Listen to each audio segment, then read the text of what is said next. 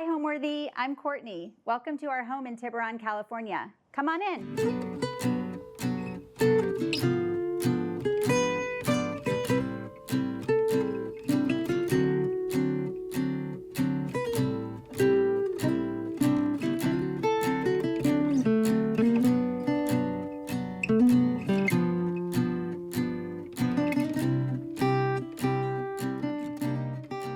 You're watching Homeworthy, where we believe every home has a story. Hi, I'm Courtney Smith. Welcome to Marin County, California. I'm an interior designer. I'm so happy to have you here. Today, we'll start in the entry hall. So when we think about entry spaces, they're really an introduction to a home, and we want to give clues about the space and the overall vibe of the home.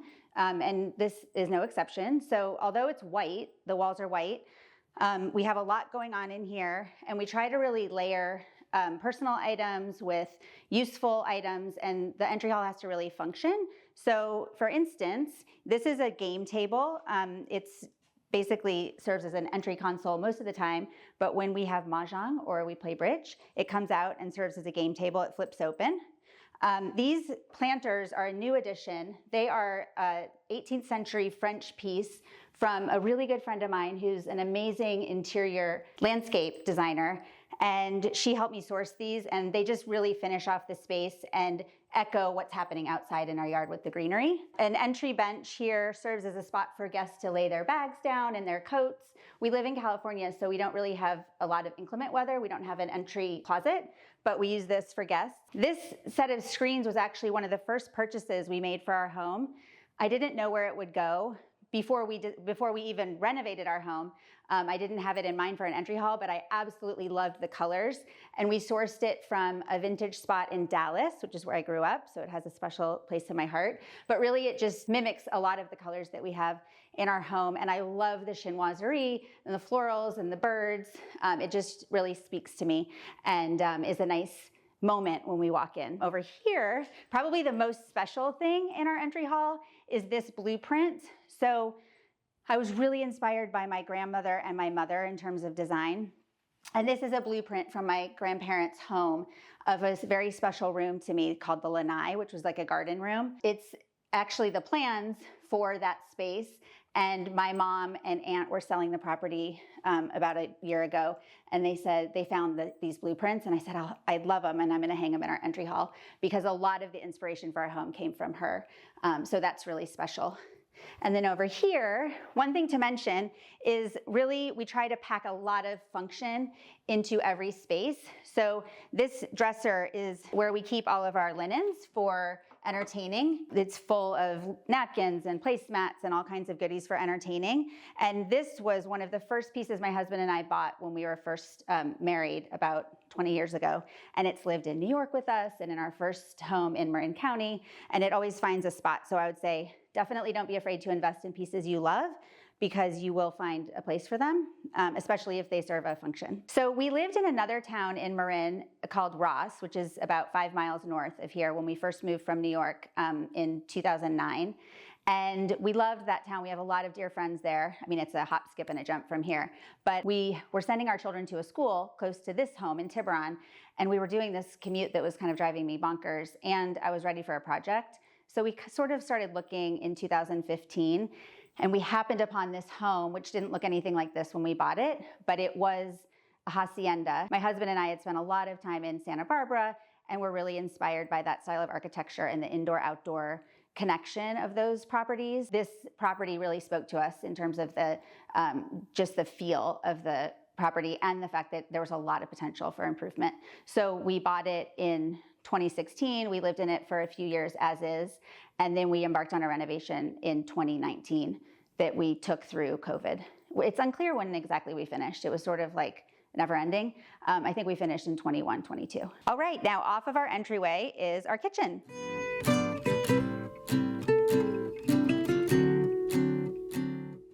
None of this part of the home was here when we bought the home. This was part of the renovation. So we used the footprint that we got. This was an amalgamation of bedrooms and hallways and sort of awkward spaces. We took that down. We used the foundation. We expanded it a bit, and we created this great room space that's really the heart of the home. So this is where we live when we're not outside.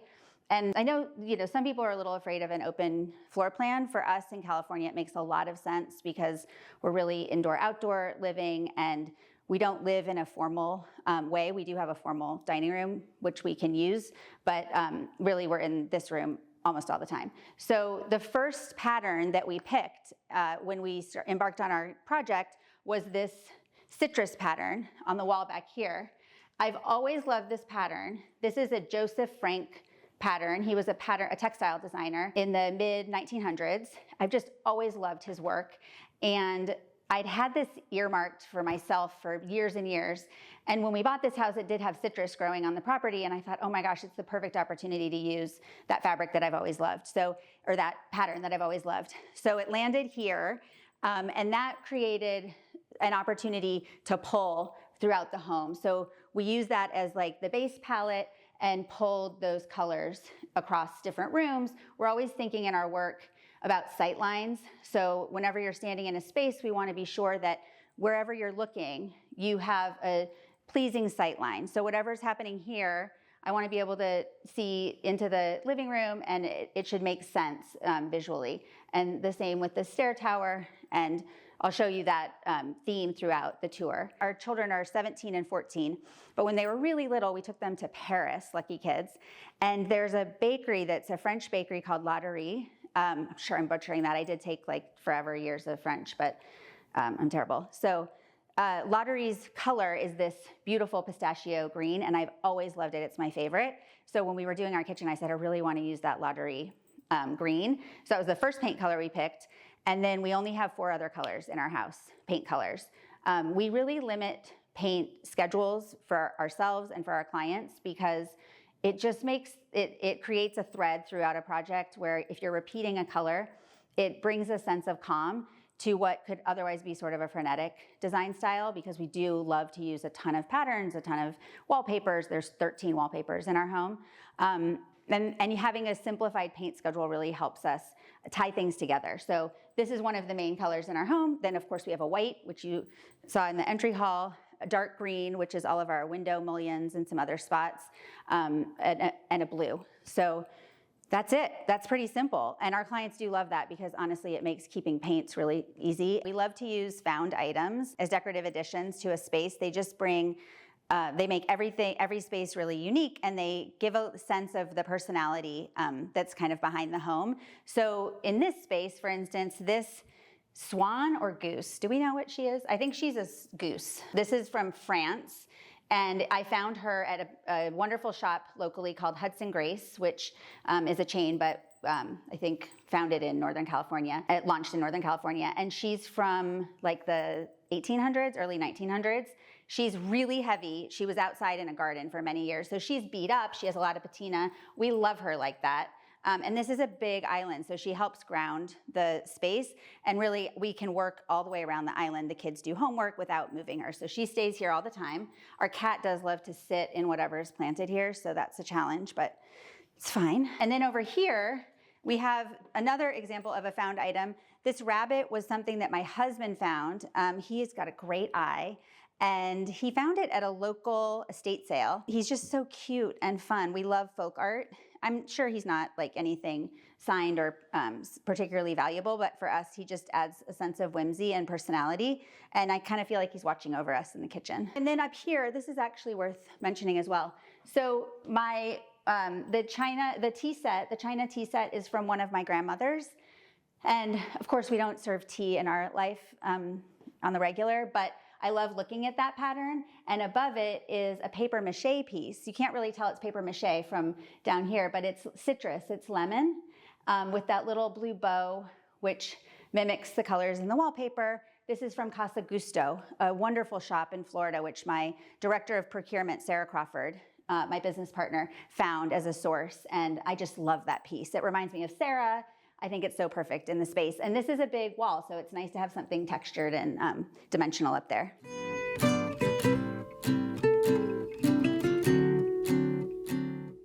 So same space, we'll just meander into the dining and living area. This is where we eat family dinner when we're not eating outside. And we play games here and such. This is a very beat up table. I think it's worth highlighting just the fact that we want our families, we want our kids, and we want our clients who we work with, families, to feel really comfortable in their homes. So we often buy vintage pieces or antique pieces that already have a lot of patina in them because that first indent isn't so painful that way. In fact, I do remember a moment not long ago when my son was doing homework on this table and he lifted his paper and it was like his whole math set had been like indented onto the table. I was like, it's fine, it's part of the story. It's good. So we leave baskets out wherever we can because it helps contain messes, but we're always ready to set the table. So this is just our fixings for setting the table. It stays here all the time. It makes my life easy because things feel like they're not such a mess, but they're really easy and accessible for the family to use. Here we have more storage and lots of family photos. We have dear family in California and in New Jersey and in Seattle. So all of our immediate family is represented here. I like to change these out every so often, but they're just all people who are really special to us.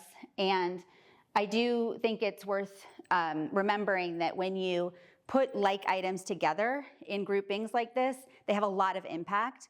So in our home and with our client homes, we try to build collections for clients and for things like pictures or objects. Like I have a collection of calligraphy brushes down here. We have a lot of different collections throughout. I'll point them out as we go. But in here, that's dining, living. This is really our formal living area, although it's not very formal, as you can see. We keep the chess out all the time. My kids play that sometimes. I like to keep things out and accessible and reachable so that when people are here or my kids are sitting in here, they can just plop down and use things, and we don't have to make such a big deal out of going and getting a game out, or like we keep a deck of cards in the basket with our placemats and coasters and such so that it's easy to play cards after dinner. So we try to be thoughtful about where we're placing things and inviting people who live in the home to really use the home and enjoy the home. I never sit in here. My kids and husband sit in here all the time, but I'm a doer and I like to move around. I do sit in here sometimes, but it's a really beautiful space. As you can see, it's all about the view from our property. This is looking east toward the Berkeley Hills, and the Richmond Bridge is the bridge that you see out in the distance. When we bought the home, the original site, this was a primary bedroom, and oddly enough, this was a wall, and the bed faced this way. There were two tiny windows on the sides of the bed. We, of course, when we renovated, took that wall down and created a wall of windows, and for us, it's just so relaxing and beautiful. We're so smitten with the view. We've lived here for many years and it doesn't get old. We like to mix new with old, with sentimental, with quirky or whimsical or unexpected or irreverent. So in this room, this chest, this secretary was my aunt's, and she lives in Maine. And when she moved from one home to another, she couldn't use this piece anymore. So she gave it to me, and I absolutely love this piece. It's so special to me because of who it came from, but also just because of the beauty. I love the design, I love the glass, and this actually holds, it's very functional. It holds all of our wrapping paper and gifts for the kids. They can pull stuff out for birthday parties and such, but it's really functional. And then up here, this is a collection of rose medallion that was my mom's, and she and my dad moved at one point, and she was like over it. So I said, oh, I'll definitely put it out. I love it. As you can see, it obviously works really beautifully with our color scheme, and it reminds me of my mom and one of my aunts, Auntie Alice, who my mom inherited it from. But it's just a really beautiful collection. There's some other objects up here who were given to us by special people. There's a pair of monkeys, which remind me of my kids. And it just adds like a little bit of patina, and there's a story. And even if people don't know what the story is in a space, I think you can feel when you walk into a home if there is a story behind the objects in the home and if they mean something to the inhabitants. I feel like the home just has a different soul, and it's a more enjoyable experience, I think, for the family who lives there and for visitors in the home. One other sentimental object that is a real conversation starter is this book. I got this out for you guys to see because this is so special to me. If there was a fire in the home, I would save this book. This is called a hostess book, and this is my great-grandmother Lolly's hostess book from the 1950s. So it's cool because, first of all, it's my great-grandmother's, and it is her handwriting. It's just absolutely gorgeous. She dated all of the entries, and they detail the plans for the different parties that she had. So my grandmother and my mother are all beautiful, impeccable entertainers, and this is incredible. She kept track of the costs, what she served, and it's just so much fun to go through and see, how did she think about served Hawaiian punch with added orange, grapefruit, and lemon juice as the girls arrived. She had bridge groups and domino groups and things. They lived in Yuba City, 2 hours north of us, but this is just, irreplaceable. And I love that it was created at the moment when our home here was being built, and that it has my great-grandmother's hand and thought in it. And my mom actually gifted this to my husband when we moved into this home, and she wished us many years of happy hosting. So I think that's so special. One other piece, which I have to mention in here, is this art piece here. It's a commission by Sharon Lee of Crane Home. I found her from a magazine cutting of her home in Santa Monica, which was a Spanish-style home, and I absolutely loved that home. Cut it out and had it in my file of inspiration for many years. When we went to create our own hacienda, I remembered it, and I reached out to her, and she had since moved to Dallas, which is so funny because that's where I grew up, and we collaborated on some things. So this is one of the pieces that she created for us, and it's really symbolic. It's a Korean, she's a Korean-American artist, and it's Korean rendition of a lot of good luck symbols. So she's representing the mountains. We live by a mountain called Mount Tam, a mountain. The sea, obviously, for the sea, rainbows, and the 4 cranes up here represent our family. There's the sun and the moon, and it all is a connected piece that has a lot of meaning for us. I sent her all of the fabrics that were going to be in the space and said, just create anything. And she created this. She just blew my doors off. She's just incredibly talented, and I treasure this piece. I think it's absolutely beautiful. She also created the fabric that's on the cornices up here. These are a happy accident, which we love in design. So oftentimes when we run into roadblocks in projects, they're a really great opportunity for being creative, and really good things come out of roadblocks.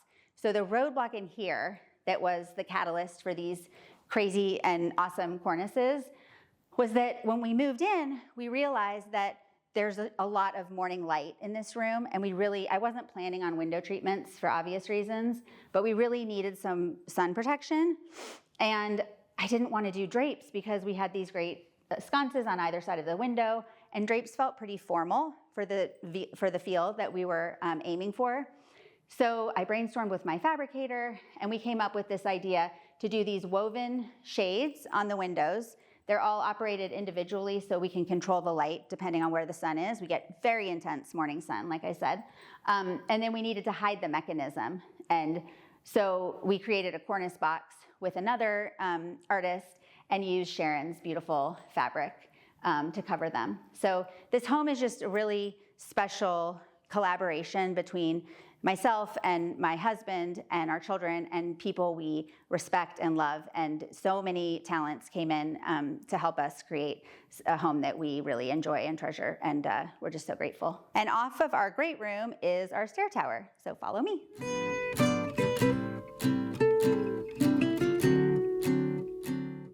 So in here, this home originally wasn't a 2-story home. When we remodeled, we took it up to a second story for the primary suite. And when we did, we had an opportunity to create this tower, which is covered in a wallpaper that is very similar to the paper that was in my Nana and Poppy's lanai in the home that inspired a lot of our design decisions in this space. So they had a very beautiful green and white trellis. This isn't by the same designer, but it's a Bob Collins paper, which is a Florida textile and wallpaper designer. And I just love it. I feel like it echoes, it's meant to be a welcome from the outdoors in. Everywhere where we have those transitions between the exterior and the home. We have brick floors. That's meant to be a subtle clue for guests that they're, transitioning between inside and outside. So we have that here. And in here, this is where we keep this is our bar, which is not in frequent use, but it's nice because it's centrally located, but off of the great room, but not like in the center of things. This tea set actually was my grandmother's wedding gift to my husband and myself, and it came from the Queen's Silver Vaults in London. This lamp was a vintage find in Berkeley. We found this in Berkeley. It's alabaster and gilded metal, and the lampshade, it was a real chore to figure out what lampshade to put on this, but I think it all works together, and it does, again, mimic and echo what's happening outside with the garden. The doors on the wall are probably the piece that we get asked most about. These were found by my husband on a trip to Santa Barbara, and we were shopping at a vintage spot, and he saw them behind a shed. They weren't really for sale, but we'd been looking for something for this wall, and he said, would these work? Because they do have green and blue in them. Green's my favorite color. You can tell we have green everywhere. But I was like, maybe, I guess they will. And we have a fabulous art installer it was really a feat to hang these on the wall. But we love them. We don't really know what the story is, so we're gonna make one up. We think they're from a church in Mexico, but we don't know. Real quickly, I wanna show you something special we did at the bottom of the stairs. Come with me. So these are framed holiday cards. So every year that we have created a holiday card, which is every year, we frame them and we put them on this wall in no particular order, with our wedding announcement in the center, and then just surrounded by all of our family holiday cards. It's a fun tradition. It really does keep us on task in terms of sending a holiday card out. I mean, sometimes they're Groundhog Day cards. Sometimes they're like summer cards. They don't have to go out at the holidays. I mean, Lord knows we all are busy, and I don't run the tightest ship on this front, but I do get something out every year, and it's really fun to see how the kids grow. And the kids' bedrooms are off of this area, so I love the idea that they walk past this every day and they can remember the times that they came from. There are travel pictures up here. There are lots of really happy memories here, and I love that that's just a part of their everyday.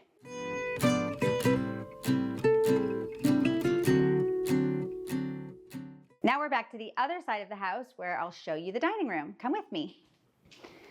So this is the dining room, billiard room. We use it as a formal dining room a few times a year. We host a lot, but we often host outside or more casually. This does get used Christmas, Hanukkah, Easter, etc., Passover, but most of the time it's a billiard room. And the reason we did that is because I don't love a space that just doesn't feel like it gets used on the regular. First of all, our homes, every square foot is precious, as we know. And I like the feeling of a space that is used and well-loved. So my husband's a pool player. He played growing up. His mom and dad have a pool table on his third floor in his house in New Jersey growing up. So he and his twin brother grew up playing with their dad, and then he played all through college, and he's a really good pool player. So he is the one who uses this most of the time. We like to think our kids are gonna pick it up and they'll go to college as pool sharks, but we don't know. So far that has not happened. And the fun thing in this room, besides the fact that this pool table converts to a dining table, so right now it's set up for billiards, but when we're hosting dinners, it lowers, there's a mechanism underneath that lowers it, and we have pieces that go on top that create a dining surface. And it's really functional, and it's nice and wide, so we can seat 2 people at either end. I can seat 12 to 14 in here, no problem, which is great. But the other thing to mention, a couple things, are you can tell in here the ceilings are quite a bit lower than in the great room and the entryway. And that's a clue that this is the original adobe hacienda. So this was the scale of the home when it was originally built. I'll show you the walls and the construction. It's really interesting, actually. But this room, when we bought the home, was a den family room. It didn't look anything like this, but it did have a nice big scale, and we use it as, it's a pass-through. it connects the entry to the more informal part of the house, which is the den, laundry room, mudroom, and my office. And when we were thinking about patterns to put in here, we really wanted it to be something that was enveloping and felt like a destination, which is how we landed on this amazing Ixel by Schumacher pattern, which is, you could look at it forever and ever and find new things all the time, which is part of the fun. The colors are repeating colors that we used, that we see from the citrus garden, fabric, wallpaper in the kitchen, but in a completely different scale. So that's something interesting to mention is when we're thinking about choosing fabrics and wallpapers, we're really thinking intentionally about mixing scales. We don't want everything to be so big or super tiny. It's more interesting if things are a bit mixed. So this is the biggest scale pattern in our home by far as a mural. But you can see we mixed it with like a tinier print for the lampshades, and nothing like matches perfectly, but that's kind of part of the point.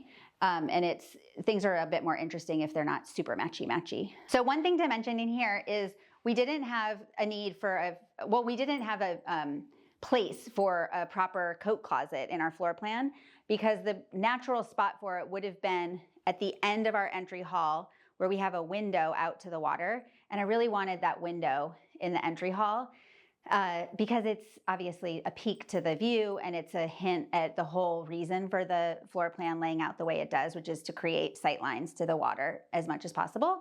So I didn't want to block that area with a coat closet, and we really don't need proper coat closets much in Northern California, but we put this armoire here and it does serve that purpose. So it's just a spot for people when they come to hang their coats. We have some tablecloths, and this is a fun piece. It was used by the San Francisco Theater Company as a piece on a set, and it has a doorknob on the inside because the actors had to be able to get in and out of it.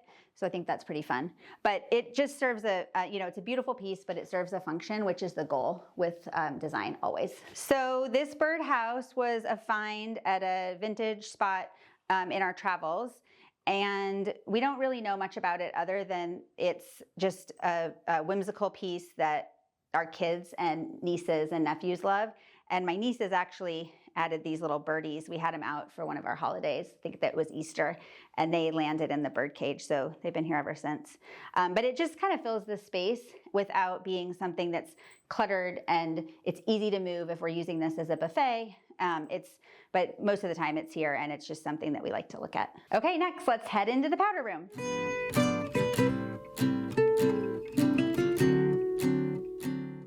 Before we get to the powder room, I'll show you a peek at the original construction so that you can appreciate what we were seeing when we bought the home. This is adobe, this brick material. It wasn't this color when we bought the home. It was kind of a yellow beigey color, but it's essentially every wall in the original part of the home is made with adobe. We've covered it up in some places with wood paneling, but it meant that we couldn't take any walls down in the original cottage, because if we did, we would be compromising the construction and the integrity of the home, because every wall is structural because they're all intertwined. And so we had to really get creative with our architect, who's wonderful, Jessica Fairchild, about how to use spaces that were once something else and integrate them into a floor plan that's completely new. The key was to think about the scale of the rooms that we had and forget about what they were being used for when we bought the home, and create a floor plan that flowed and featured rooms that we actually needed as a family. So this is the only space in the home, this little vestibule here, that doesn't really have it's not a living space. It was a teeny tiny little den when we bought the home that had a big sliding door here. We didn't need that in our floor plan, but it creates breathing room in our transition between the original part of the home and the new part of the home. And this window gets great light, so I love it for plants and decorative objet.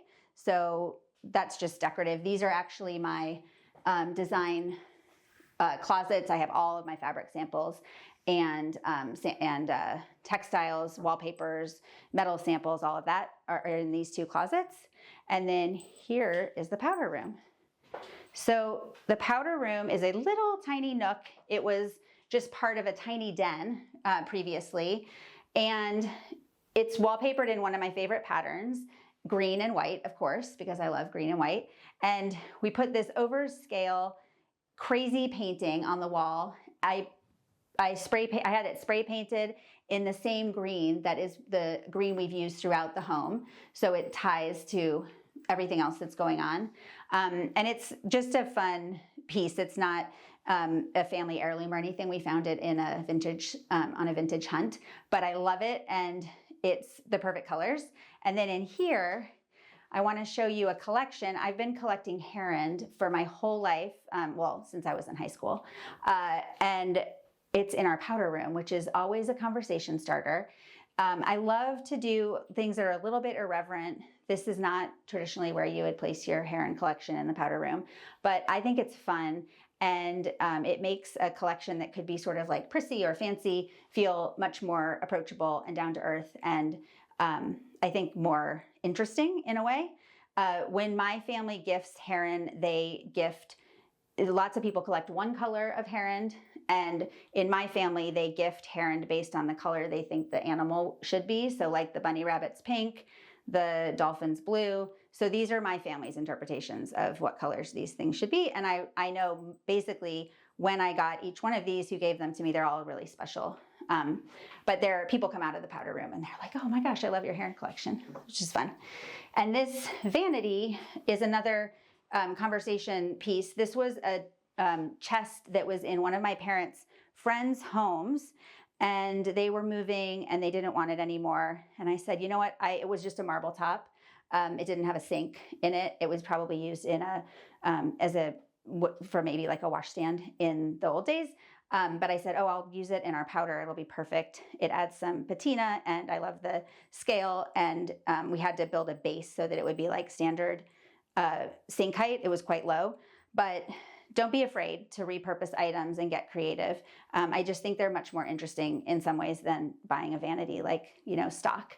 So that's fun. And this mirror is an example of a piece that adds texture and whimsy. It's just, current. It's not vintage, but it's interesting. And I know when kids come in here, they love to play with these little things. Okay, I'll take you into the art room, game room next. Come on with me.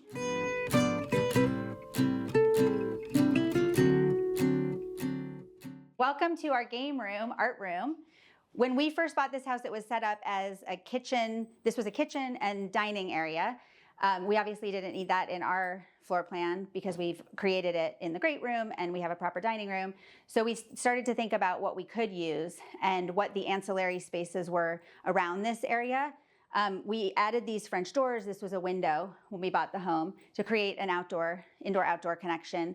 And then we use a table here that the kids and their friends use for games and art, and we like to keep art supplies out all the time because, again, it really encourages people to just pick. I find that if they're here, the kids and people who visit will pick them up and create, and we want them to use what's here and make themselves at home.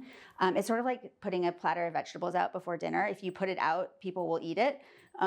So you have to just make things available. So that's why this is here.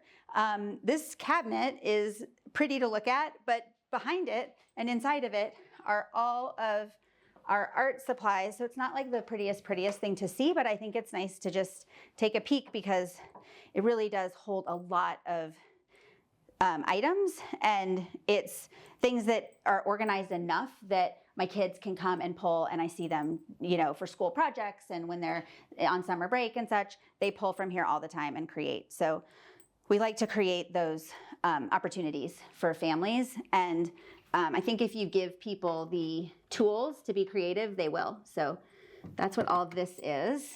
And then in here, so again, actually, this is interesting. You can see the adobe everywhere in this room. This was the original material, and you can see what I mean. It's all connected. So all of the walls connect to one another, and if we tore one of the walls down, we would be stuck because that wall is structurally connected to the next. And we would have had to put up lots of posts and create structural integrity that we didn't really want to. Part of the charm of the home was the materials that they used, and I love the adobe brick. So we leaned into it. I do like the idea of putting a little bit more modern, mixing a little bit more modern with a material like adobe. So the Saarinen marble table is a good example of that. It's, glossy black Nero marble. It's traditionally maybe thought of as a more modern piece, but I think it really speaks to the other items that we have in the space. Again, the brick floor is a hint that you're in a space that transitions to the outside, to the exterior. So, and it also is just it's a very livable surface. It's imperfect. So if we spill, if somebody, makes a mess with art supplies, et cetera, it's no big deal. Totally wipeable, and you're never going to see it. And then another example of the modern mixed with the more organic or traditional elements is this art piece. So this is a black and white photograph of Grand Central Station. My husband and I met in New York. My husband's from the East Coast. We lived in New York for 12 or 13 years before we moved to California. And so New York has a really special place in our hearts. And this piece is by a photographer named Matthew Pillsbury, who plays with exposure. So you can see there's faint images of people here. He takes long exposure photographs, and these people would have been moving throughout the space for the period of time he was creating his work. But I just love this piece. It reminds me of really special years in New York, and our daughter was born there. And again, it's fun because it's not what's here. So when you look outside, you obviously aren't seeing New York City, which I love the idea of creating moments of destinations that are, art through art in a home. This art room, game room, is connected to what was originally a kitchen, and we use and have renovated as our laundry room. So let me show you that. So in here, again, the brick floor is telling you that we're in an indoor-outdoor space. It was a really nice kitchen. It was a functional layout, but quite small. And you can see that the idea of the home wasn't so much about the view in the original cottage. It has really good energy. It has really good scale. It's really cute, but it's not about a wow factor out to the water, which is interesting. It's just a different way of building and thinking about views. But the scale of the space does support a beautiful laundry room. So we've hidden our washer dryer back here, which, we don't have. I think we have doors on 3 or 4 bathrooms and our bedrooms, and that's it. Everything else is open floor plan. So, this is easy to switch the wash, easy to use while we're living in the rest of the house. It's a very casual lifestyle, which I love. This was the original placement of the sink, but now it's used as more of an art sink or a laundry sink, or we cut flowers here and create flower arrangements from this area. We've got a dog, so this is her dog crate, and I don't love looking at a dog crate all the time, so sometimes if we're entertaining, I will pull the curtain over, which is fun. This is just a little Liberty pattern from that UK fabric maker, which I love, Liberty. And we also have a kitty. That is her litter box back here. So we've just hidden things in plain sight, which is a nice trick. And then through here is our mudroom. So this is the way that our family comes and goes almost all the time.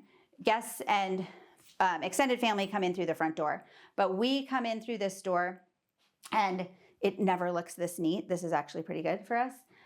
But we've got one thing that's special in here. Well, a couple things to show you are these fun hooks. These are brass, and I worked with an Australian brass artist, and she interviews clients, and you tell her about your family members, whoever you're creating for.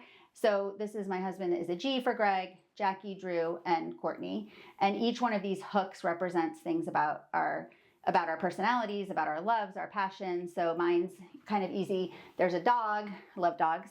Grew up with dogs. There's a chair for decorating. There's a whimsical element for all of my collection. And there's a heart in the back for love, like mama. Drew is a sailboat. He loves the water. Building, this is a screw and a nut and bolt. He loves to build. and he loves to play sports. Jackie is she loves an elephant as a lucky charm. It was on her birth announcement. She loves the sea, and she's a total entertainer.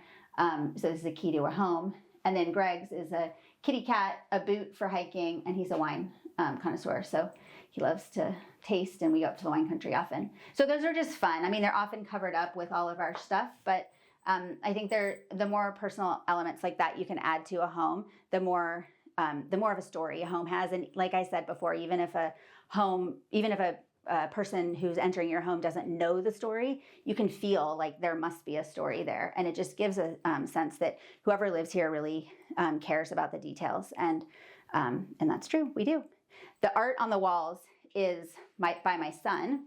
A few years ago, he did this collection of mushroom art, which I absolutely adore. I think if you can frame your kids' art, it's so beautiful. And it shows them that you really value their work and that what they're creating is special and worthy of attention. And I think that's true. Our kids are all of the kids, are so collectively amazing. And it's nice to show them that, even if they don't admit it. I think they love seeing their art hanging on the wall. My daughter actually has a piece back here, which was created on the back of a kid's menu when she was maybe 4 or 5. The Smiths, I just love that. Her little leg kicked up, holding hands. We don't always look that happy, by the way, but I think it's super cute.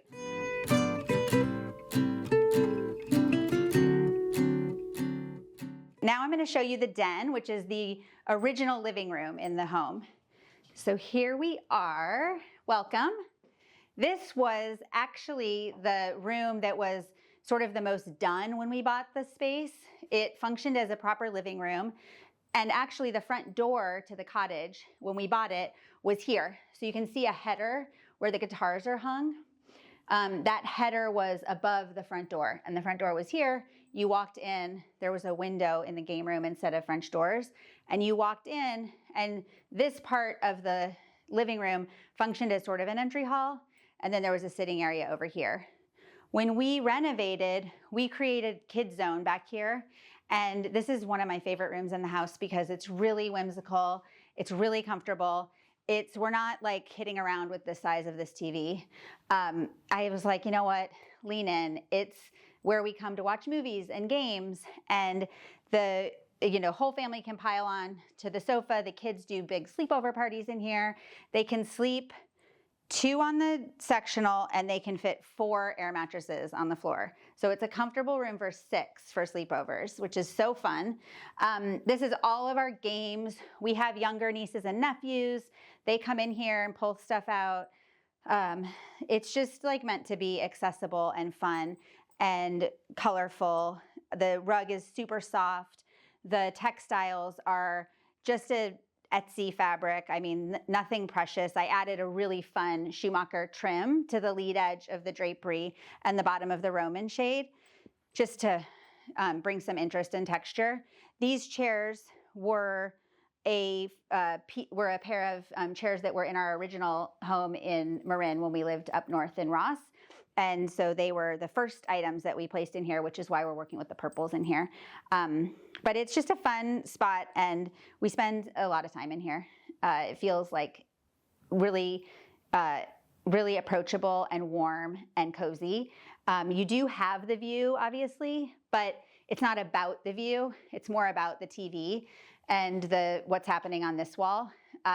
Which is fine. Like, not every room in a house like this needs to focus on the obvious view. In some ways, it's nice to bring the attention into the interior and create moments where that's not so much the focus. So that's what we're doing in here. And I'm glad you're here. It's so fun. I want to show you my office. Come with me.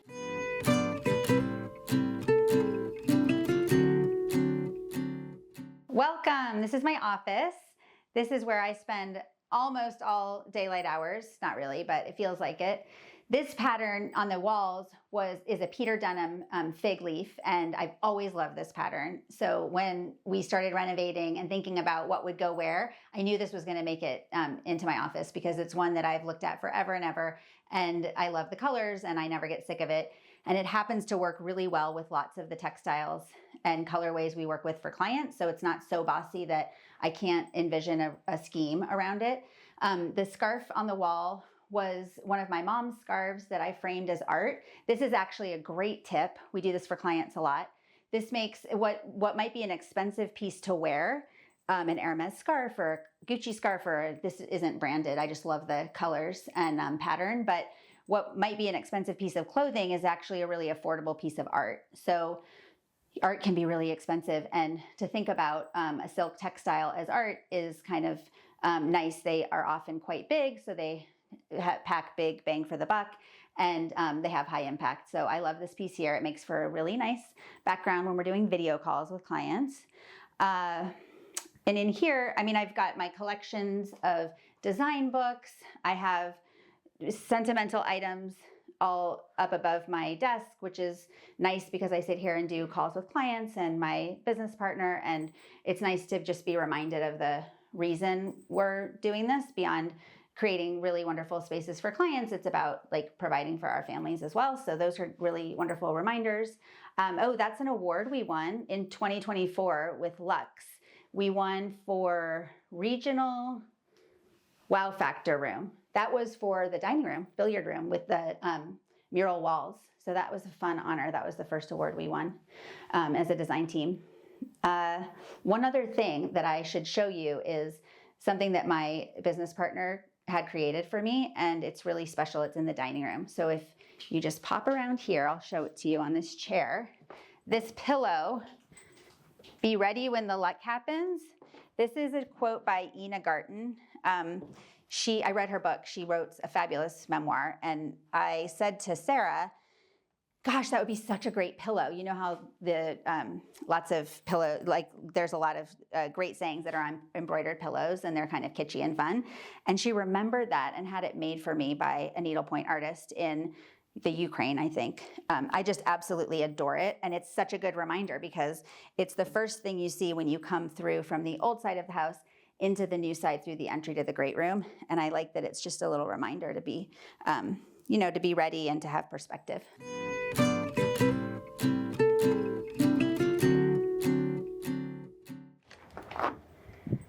Welcome to the Casita. If you were our guest, this is where you'd be staying. So this is another collaboration with Sharon Lee, who is a wallpaper textile designer and a fine artist. She created the pattern on the wallpaper and the fabric, and I absolutely love pink, but I felt like I couldn't embrace like so much pink in our main house because I have a husband and a son who they are pink lovers as well, but this is a lot of pink.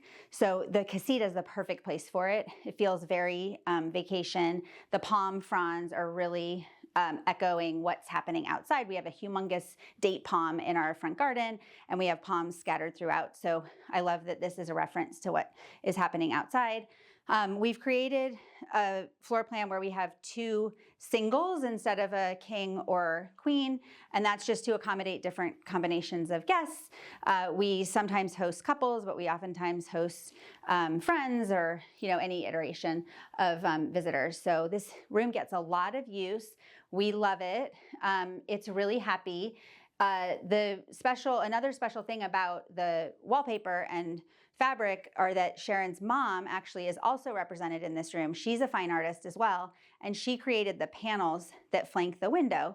So that's Sharon's mom's art on top of Sharon's art, which I think is really fun and cool.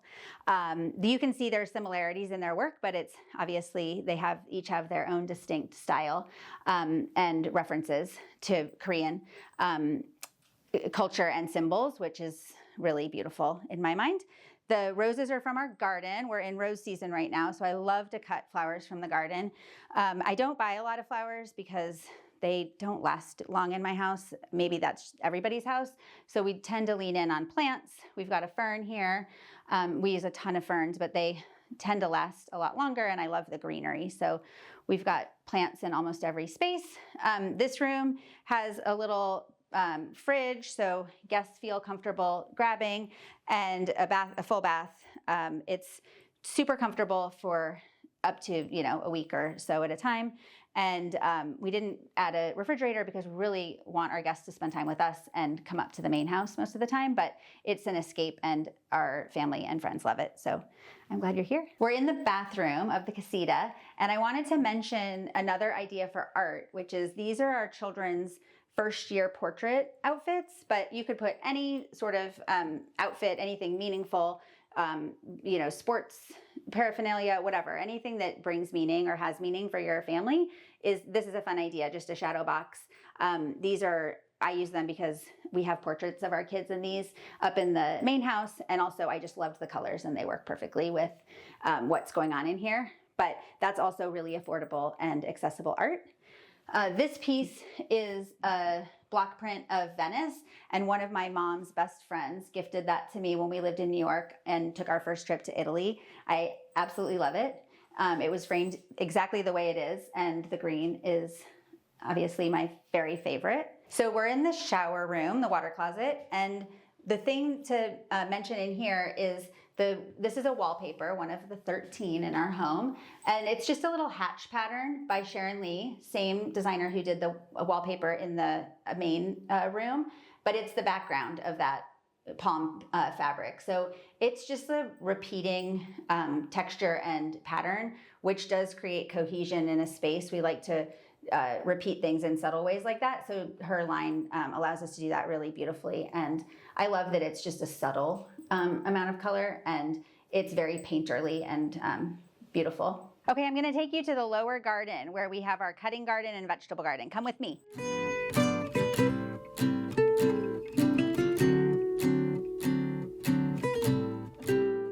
Welcome. So this is really my husband's domain. He is a gardener. He took that hobby up maybe right around COVID, actually. And so we created these vegetable beds a couple of years ago. He's growing, I know a couple of the things that he's growing. He has broccoli growing here. We have carrots here. And then we have other vegetables here. I don't actually know what all is here. I just know that they're delicious when they come out of the garden, and they look beautiful down here. So we use this space functionally for gardening, but also it's a great entertaining space. We sometimes, if we're hosting a party, we'll set up cocktail rounds down here and a bar, and it's just a really beautiful spot to be. It's sort of protected from the wind, but the views are obviously really beautiful, and it feels really private and green and lush. So the most recent addition down here are these two cutting boxes. So these are flowers that I love for bouquets. They just went in a couple of weeks ago. The boxes were built about a month ago. So we're not cutting them yet, but you can see that we'll have a nice amount of flowers for bouquets inside when they get going. Geraniums are a flower that I always think of my mom and grandmother when I see them, because my grandmother had them growing outside of her front door for many years, red geraniums. So they are, I think they're really beautiful, and they are sentimental for me. So that's why we have those. We have these Sally Holmes roses. They're on their last legs, but I couldn't bear to have them pruned before you got here because I wanted you to see them. The idea is that they will eventually grow up and over this trellis. I hope you'll come back and see them. They're making good progress on this side, but they're really happy in this location.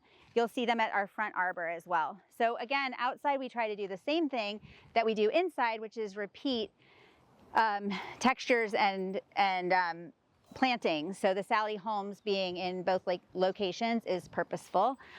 We worked with a really wonderful landscape designer, Danielle Ellis. He's local, and he helps us select all of the different plantings for the yard.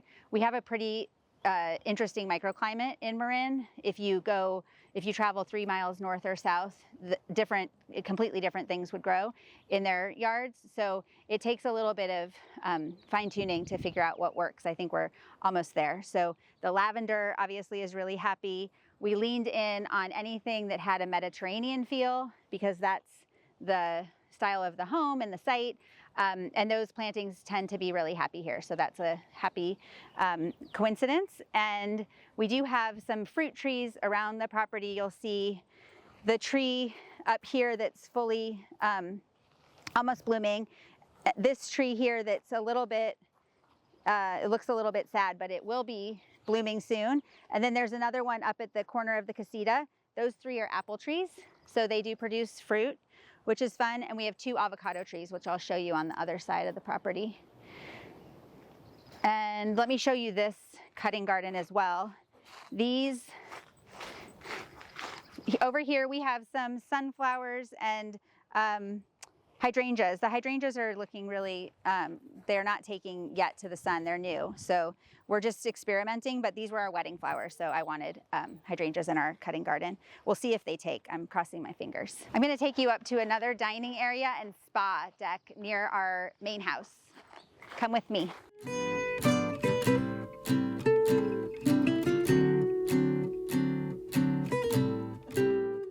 Welcome to our back dining deck. This is more of a private dining area. It's a bit more protected from the wind than the front garden, and we have a fireplace here, so it serves as a cozy spot for cooler nights. We often entertain here when we have smaller groups. We can seat 8, 10, 12 at this table. It's really meant to be a family spot for eating during the summer months, and we probably eat 90% of our meals out here from May to September, October. But I love it because it's really private and it's right next to the spa, which is right up here. So instead of putting a pool in, we have a climate where we could do a pool, but it is quite cool here a lot of months, and in the evenings it does cool down a lot in Northern California. So we put a spa in because we figured we would use it more. And there's a rule about how far something is from a house and how much utility it gets for a family. So I figured if it's like literally 7 steps from the house, there's 0 chance that we won't use it. We don't use it as much as I'd like, but it does get a fair amount of use, and it's really pretty to look at from inside. And obviously, if you're in the spa, you have a spectacular view of the bay, and it's easy access to this casual dining. Next to us, we turn the fireplace on and cozy up after a dip. So it's a really nice spot. It does draw my kids' friends, which I really love. They're always welcome, more the merrier. And it's been really nice to have. Okay, I'm gonna take you back inside and show you how everything connects. So come with me. And again, you can see we've transitioned from outside to inside, and we have that brick happening again, which is something that I mentioned before, but we've used brick everywhere where we've got landing places on the exterior and mimic those inside. So right outside of our kitchen is an outdoor kitchen, and this is the newest addition. That's a construction addition. This is again another example of where a problem became an opportunity. So we needed to put up a new fence, and I was looking at the fence from the kitchen window, and it was just not awesome. It felt like sort of boxed in and uninspiring. And so I had the idea to create a living wall with our landscape architect, and this is it. So now instead of looking at a fence from the kitchen window, I'm looking at this beautiful greenery. It's like obviously very happy. You can see it's growing out of control. And we're still kind of dialing it in. Like we have to figure out what plants can go behind the barbecue without scorching. We've made a few adjustments, but that's sort of the way these things are. And we absolutely love it. So there's a sink out here. We often use this for cutting flowers. This is like a super easy zone to clean up. I don't worry about any of that. This is a griddle. So anything that's fried goes out here. I hate to clean up the fried stuff inside. Not that we fry that much, but if it's messy, it's here. And then our barbecue. And it's really easy, access from the kitchen. But what I love about it is that it's beautiful to look at. The tile is the same tile that we used in the spa. Again, it's that repetition of materials and patterns that brings some cohesion to a home. Even though you're not seeing the tile at the same time, your brain and your memory recollect that you've seen that before, and it makes sense. So, I love looking at it from the kitchen. Okay, I'd love to take you to our front garden. Come with me. So this is a spot we use year-round, fire pit and chairs, and we cram people in here. I mean, we've had 25 people sitting around. The ledge around the edge here is a nice seating height. That was purposeful. So people scoot in.